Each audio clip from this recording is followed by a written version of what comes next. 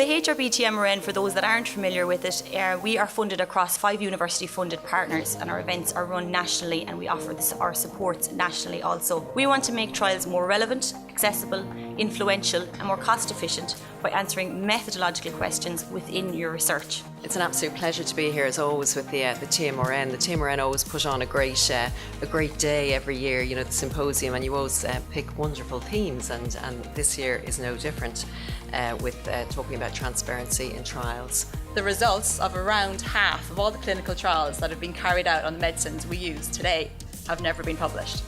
So we don't know what was done or what was found out in around half of all the body of clinical trials. What we're going to do is start producing some specific and live numbers and proportions of trials that have gone unreported in different sectors for different diseases, for different treatments in different countries, for different sponsors, for different institutions and for different researchers. The idea behind the Peer Reviewers Openness Initiative is that it is a collective action of reviewers in order to increase transparency in published research. Journals and funders are an important part of this story, but they're only part of it.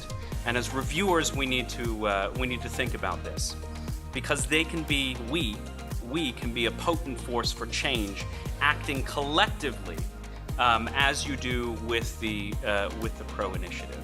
We know very little about people's views on data sharing in clinical trials, and we could really do with it, because trialists tend to think, oh, patients would hate it, they'll all freak out and feel that their privacy is being invaded. Well, yeah, really? We haven't asked them. What we're doing here today is we're actually embodying what we're talking about in terms of the whole concept of transparency. The other thing that struck me, I suppose, was, you know, the 4 PhD students, and they stood up and they did brilliantly, and it's wonderful to see, and it's wonderful to see that they have the confidence and the capability to stand up in front of an audience like this and do that. In a department of health, there's a limit to what you can do in relation to this. We're completely and utterly dependent on the Health Research Board, the HBRA, HICWA, and all of you in academia to know the detail, to wave a red flag, to look for the change that you want to happen. Continue